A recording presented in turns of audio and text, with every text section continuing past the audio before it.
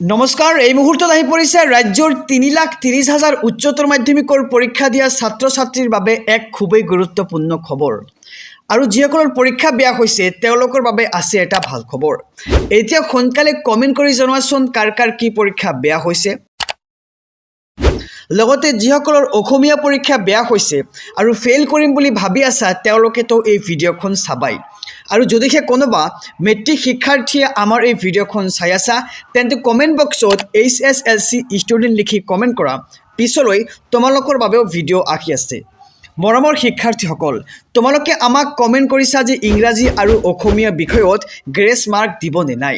লগতে কৈছা যে অসমীয়া বিষয়ত পাছ কৰাই দিব লাগে।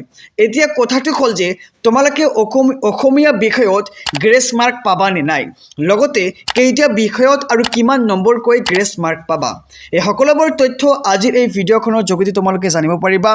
গতিকে ভিডিঅ'খন আৰম্ভ কৰাৰ আগতে তোমালোকৰ ওচৰত মোৰ এটা সৰু ৰিকুৱেষ্ট থাকিল, চেনেলটো ছাবস্ক্ৰাইব কৰিবা আৰু লগতে তোমালোকৰ মনৰ কথা কমেণ্ট বক্সত লিখিবলৈ নাপাহৰিবা। মৰমৰ শিক্ষাৰ্থীসকল, এতিয়া তোমালোকক বুজাই দিম যে তোমালোকে কোনকেইটা বিষয়ত আৰু কিমান নম্বৰকৈ গ্ৰেছ মাৰ্ক পাবা আৰু গ্ৰেছ মাৰ্কৰ নিয়ম আচলতে কেনেকুৱা। তোমালোকে প্ৰথমে গুগলত আহি চাৰ্চ কৰিলে তোমালোকৰ সন্মুখত ওলাই পৰিব যে কোনকেইটা বিষয়ত আৰু কিমান নম্বৰকৈ গ্ৰেছ মাৰ্ক পাবা। গতিকে মই লিখি চাৰ্চ কৰি দিলোঁ। ইয়াতে চাৰ্চ কৰি লিখি দিয়াৰ লগে লগে তোমালোকৰ সন্মুখত এনেকৈ ওলাই পৰিব, য'ত লিখা আছে for the Assam higher secondary HS exam 2026 the AHSEC may award grace mark to subjects who fail in one or more subjects by a small margin for fail to meet the overall 30% passing aggregate to help them pass.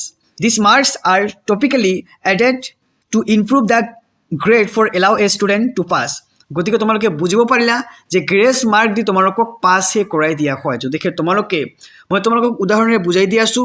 যদিহে তোমালোকে এটা ছাবজেক্টত 28 number পোৱা, গতিকে তোমালোকে পাছ কৰিবলৈ আৰু 2 number লাগে। গতিকে তোমালোকে সেই 2 নম্বৰটো গ্ৰেছ মাৰ্ক পাব। গতিকে তোমালোকে যদিহে 28 পোৱা তেন্তে 2 মাৰ্কছ তোমালোকক গ্ৰেছ মাৰ্ক দিয়ে পাছ কৰি দিয়া হ'ব। আৰু এটা উদাহৰণ যে তোমালোকে যদিহে এটা ছাবজেক্টৰ 26 মাৰ্ক পোৱা তেন্তে তোমালোকে পাছ কৰিবলৈ অৰ্থাৎ 30 পাবলৈ 4 মাৰ্ক লাগে।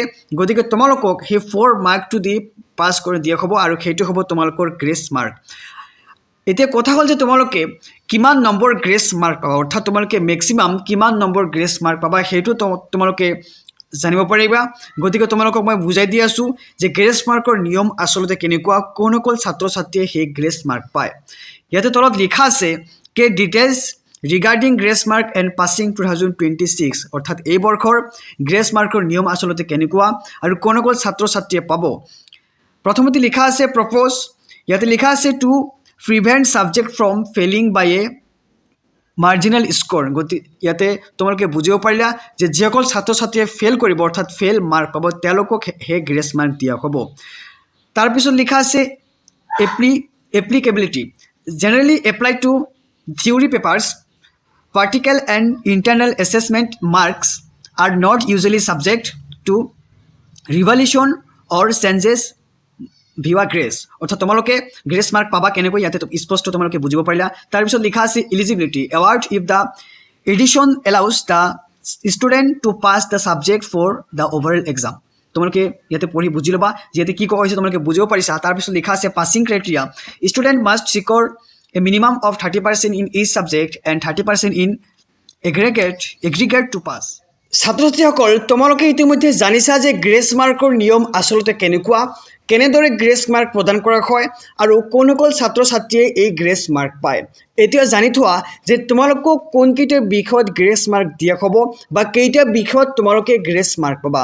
তোমালোকৰ 6টা ছাবজেক্ট আছে। তোমালোকৰ সেই 6টা ছাবজেক্টৰ ভিতৰত এটা তোমালোকৰ 4th ছাবজেক্ট হ'ব। সেই 4th ছাবজেক্টটোত তোমালোকে কোনো ধৰণৰ গ্ৰেছ মাৰ্ক নোপোৱা। আৰু এতিয়া কথাটো হ'ল যে তোমালোকে আমাক ভিডিঅ'ত কমেণ্ট বক্সত কমেণ্ট কৰি জনাইছা যে অসমীয়া আৰু ইংৰাজী বিষয়ত গ্ৰেছ মাৰ্ক দিয়া হ'ব নে নাই। গতিকে মই তোমালোকক ভিডিঅ'ৰ শেষৰ ফালে 2খন মাৰ্কশ্বিট দেখুৱাম। সেই মাৰ্কশ্বিট 2খনত কোনকেইটা বিষয়ত গ্ৰেছ মাৰ্ক দিছে তোমালোকে চাব পাৰিবা। গতিকে মই তোমালোকক কৈ থওঁ যে তোমালোকে ইংৰাজী বিষয়ত গ্ৰেছ মাৰ্ক পাবা আৰু ইংৰাজী বাদে তোমালোকে সকলোবোৰ বিষয়তে গ্ৰেছ মাৰ্ক পাবলৈ সক্ষম হ'বা।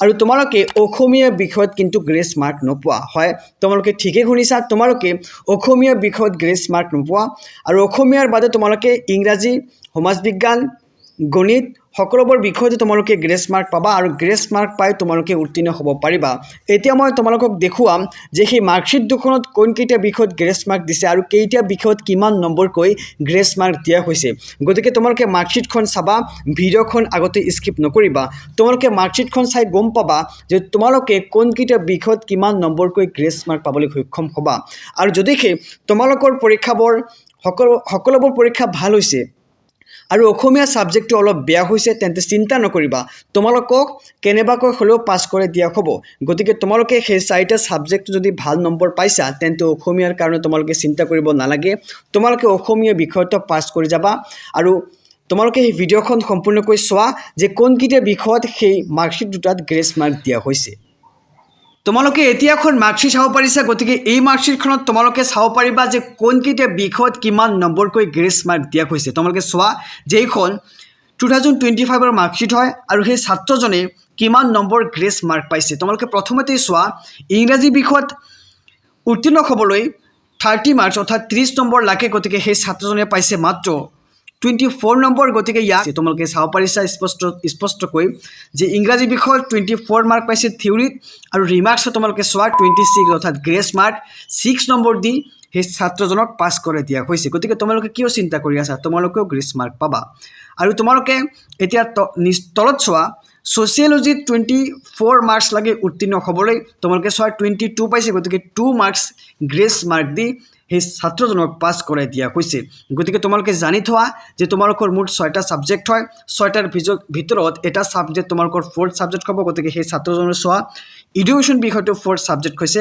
তথাপি ইয়াতে 26 মাৰ্ক পাইছে তোমালোকে চোৱা সোশিয়োলজি বিষয়ত 2 মাৰ্কছ গ্ৰেছ মাৰ্ক দিয়া হৈছে তাৰ পিছত ইংৰাজী বিষয়ত সেই ছাত্ৰজনে 6 মাৰ্ক পৰ্যন্ত গ্ৰেছ মাৰ্ক পাইছে গতিকে তোমালোকে চিন্তা নকৰিবা তোমালোকে অসমীয়া বিষয়টো যদি বেয়া হৈছে বাকি সাবজেক্টবোৰ ভাল হ'লে গ্ৰেছ মাৰ্ক দি তোমালোকক পাস কৰি দিয়া হ'ব